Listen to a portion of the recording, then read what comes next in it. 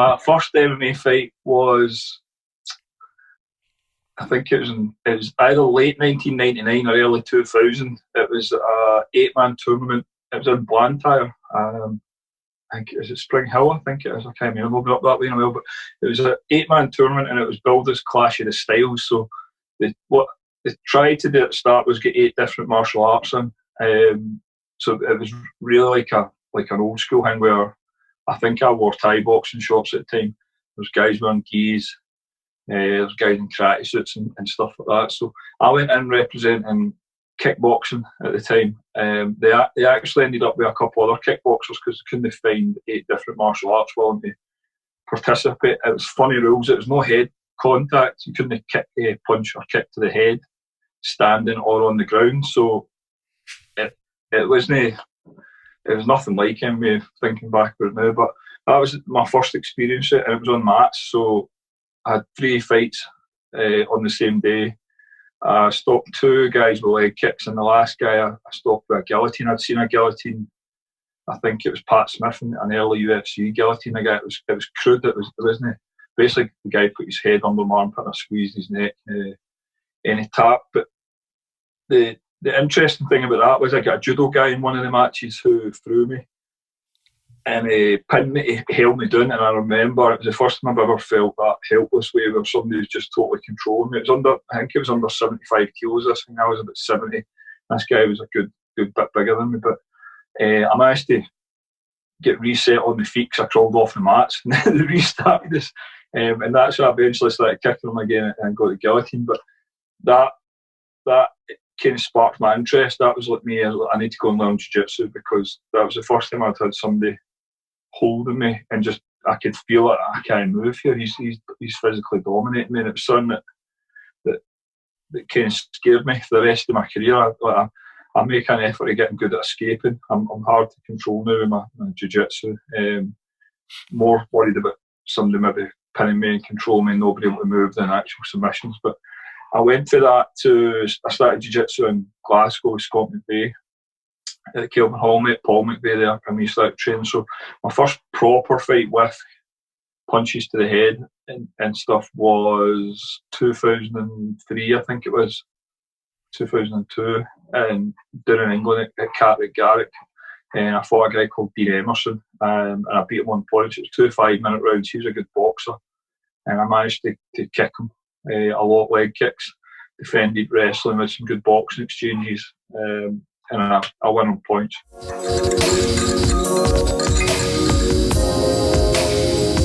Fighter, maybe my very first fight when I think I was 16. I had my first full contact kickboxing fight.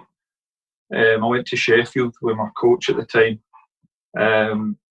It was 5 2-minute rounds, and it was proper full contact kickboxing at the time. I was so nervous. I competed in karate and stuff like that as a kid, but I knew like this was completely different.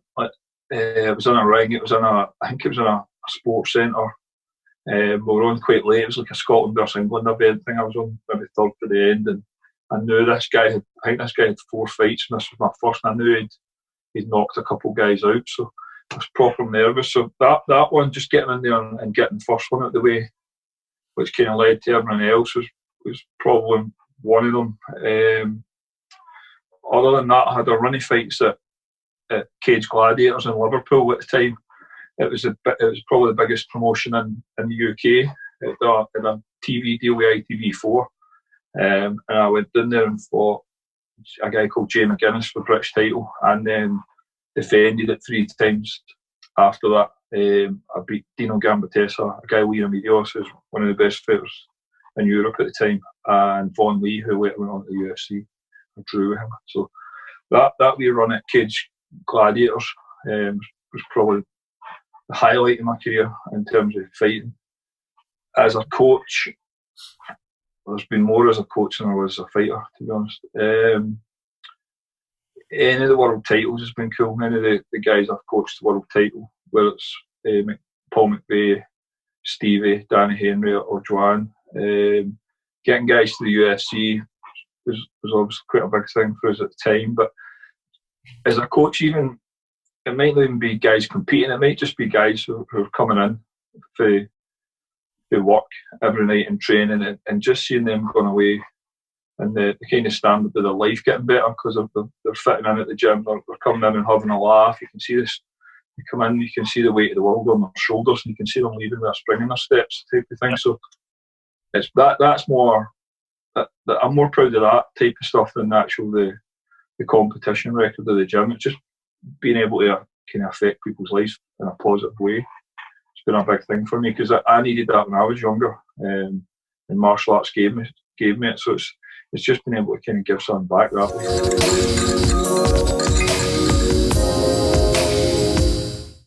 The first coach that I kind of took serious, a guy called Gordon Russell. I think he's Coatbridge or the Airbrain. I think he's in Coatbridge now. He had a massive influence on me with my confidence. At the time I was 16, 17 when I started working with him, and he kind of took me under his wing a wee bit, and he done a lot for me that he didn't need to do. Brought me up my shell a wee bit. He encouraged me to start teaching as well. He knew I wanted to teach, and he helped me set up my first original club. He was always really supportive of it. So him as an instructor. Guys that I trained with at Glasgow that we started our fight team with, Paul McVeigh's been a massive influence. We kind of gelled pretty much the first time we met, me and him. He's always kind of inspired me to try and do better and stuff. A guy, John Nicholson from Dumbarton, it's the same. He's one of the original guys in our team. So any of the guys that I've kind of came up through the ranks with, we always kind of pushed each other on and were influenced each other. We kind of went back and forth, brainstorming and sharing ideas. Externally from my own group of people are certain coaches that I've been privileged to work with. John Kavanagh, I've cited before. I've worked with him and he was a purple belt. He cornered me for a fight before and stuff, and I've always kind of took ideas from him. I always just liked his way of thinking about martial arts. A coach called Carol Tanswell for England, who's one of the best coaches in Europe. Kind of opened my eyes to some stuff as well. I can list these all day. Teddy Atlas, boxing coach. I'm big into a lot of the old school boxing trainers. Customato, a guy Eddie Futch, a guy Ray Arcel. So any of these guys in terms of coaches that have had success and they're doing stuff a wee bit different for the norm, I'm influenced by them. And then just any kind of elite level performers like there's athletes from across multiple different sports. If you can see them performing under pressure time and time again, people don't realise how hard that is to replicate that level of performance. So guys like that, even for football, like Henrik Larsson, the way he just kept that consistency, or Michael Jordan or Tiger Woods. For any sport's got these guys in it, it's just that it's so hard to maintain consistency. So guys like that influence me. Just try and work out how their mind works and what they're doing that's different for your average kind of athlete. There's certain coaches who approach sports and combat sports in general for me from a psychological standpoint, and the guys always fascinate me more than the guys who just basically taught technique and strategy, because there's a lot of the guys about, but the guys who approach it from a psychological angle, they've always fascinated me a wee bit more. So Customato is the boxing coach. He's famous for Mike Tyson. He's well known for, he's kind of one of the best minds in boxing ever. His psychological upbringing, Mike Tyson's famous. There's books written on it. So him, and then there's another coach called Virgil Hunter who works with Andre Ward quite a lot, and his approach was similar. It was all about psychology, and he wouldn't work with a lot of boxers. He only works with certain groups of boxers, and what he would do is he'd meet these guys first, and he'd go for dinner with them and stuff like that, try and click with them before he'd agree to work with them. And I know Teddy Atlas does this as well. So those type of coaches that work on that level have always kind of fascinated me a wee bit more. I think Greg Jackson's like that in MMA terms. Yeah. He's not like a technique collector. He's somebody who tries to figure out what makes people tick and use that as a way to get the best out of them. So it was an area I was always aware of, just even from my own performances. Sometimes sometimes I'd go in and be absolutely flying, and other times I'd go in and feel like I'd done quicksand, and it was always a psychological thing. Something wasn't firing right, or everything was firing on full cylinders.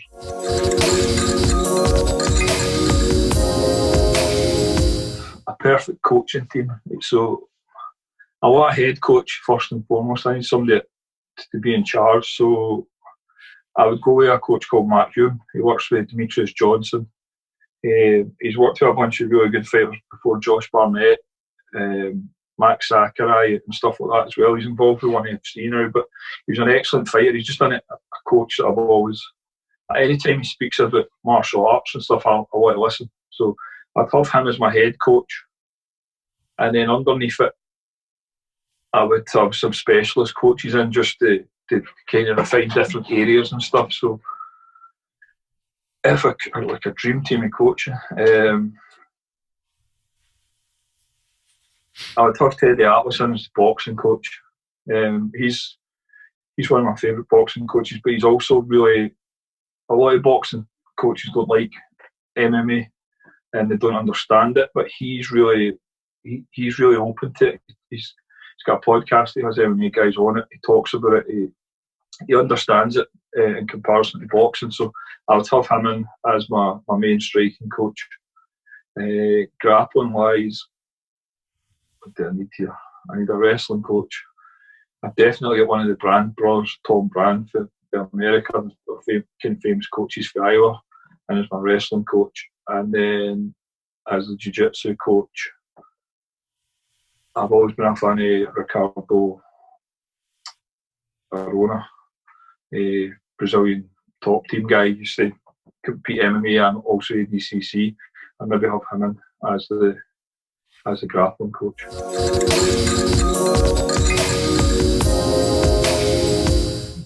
In terms of like kind of demographic for martial arts, in our gym we've got kids from 5 all the way up to people in their 50s. It's something I believe that everybody should practice some form or another, whether it's jiu-jitsu or Thai boxing or whatever. I think all of them have got benefits, physically and mentally, and even just getting people are noticing it now with this quarantine, even just getting out the house and being around about different people is so healthy for you. But there should be no restrictions on who competes in martial arts. If they've got any physical ailments or illnesses or injuries and stuff, you can train around about most of them. Like as long as you're with somebody who knows how to deal with that stuff, you should be fine. But it's cliche as hell, but the martial arts really should be for everyone. There's a way that everybody can train.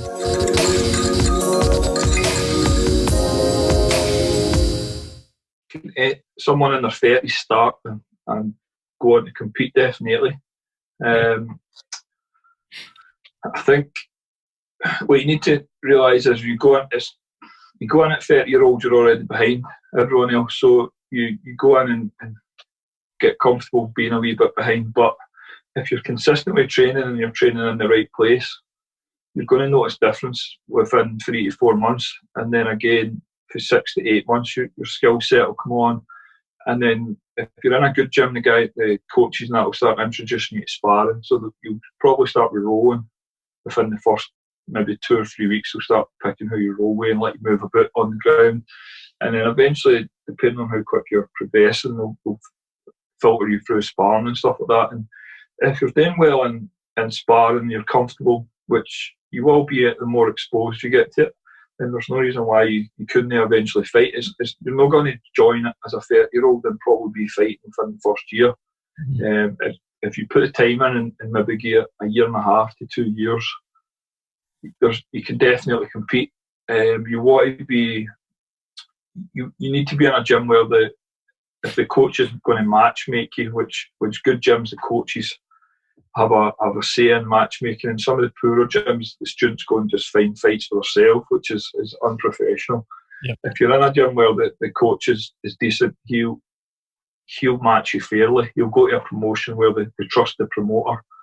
They'll maybe get somebody for a team that they've got a good relationship with, and they've got a guy in a similar situation. He's maybe came to martial arts late, he's only been training for a couple of years and he wants to compete, and that way they'll match you best in terms of training time, weight and experience. So we've got a couple of guys in here started 30 and later, and they'll get their weight there and stuff and they want to fight. So if they are going to compete, but if they're going to compete, it'll be with somebody who's trained about the same amount of time.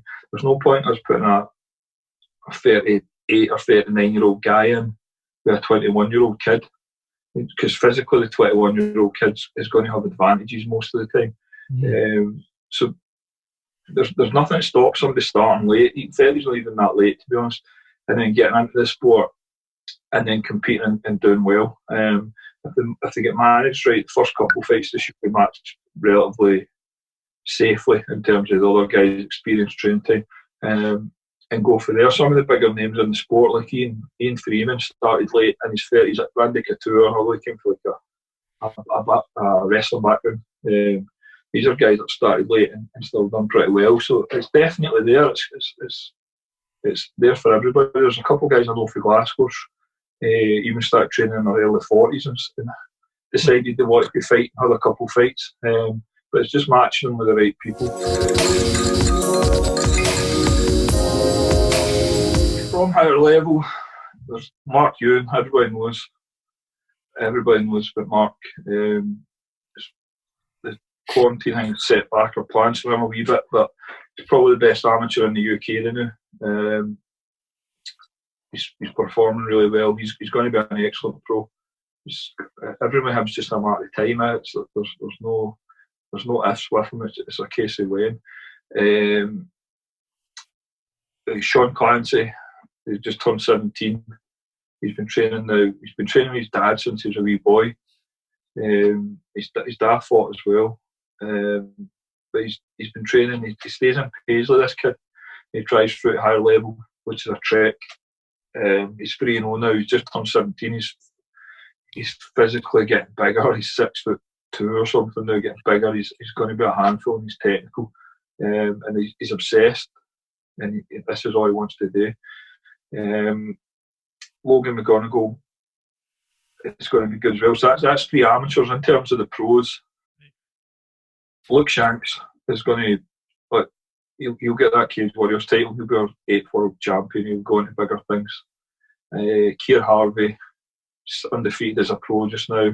He's 21-year-old, I think. Kind of world's at his feet. And then still Stevie McIntosh, just waiting on a kind of one of these bigger promotions. We're talking to 2 or 3 who'll come in and get him.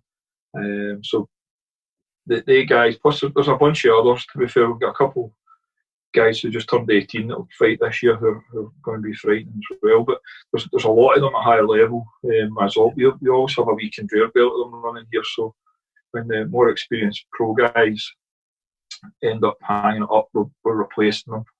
But go that all the way down to kind of 13, 14-year-old kids who are just starting out. In terms of the rest of Scottish MMA, let me think. I think there's still time for Aidan Stevens, I think, to get that Cage Warriors title. I think if Maz Burnell goes back to the UFC, that division's wide open there, and I think Aidan can beat anybody that they've got at featherweight there. The guy Sean Conway, is it, for Mops, for Craig McIntosh's gym? He's 2 or 3-0. He's got that. He's technically he's alright. He looks good, but he's violent. And there's 2 times amateurs you see coming up that you either get the technicians and then you get the violent ones. And Stevie Ray was like that when he was coming up through the ranks as an amateur. And that kid that Mops, Scott Conway's, has got that. And the good thing with that is you can add the technique to that. There's a kid at the hit squad called Jordan Strong, was pretty impressive. We beat a guy for us called Phil. He was good the last time I seen him. He's not fought in a while, but there's a few. There's a few for most of the teams coming up, but the kids I mentioned for higher level are they're definites, or they're I obviously know them, so I know what they're putting into it, and I speak to them, and I know what they want and how they're going about it. So they're kind of just following the path that guys like Stevie and Danny Henry and that have laid out for them now. So everyone's looking bright for you guys.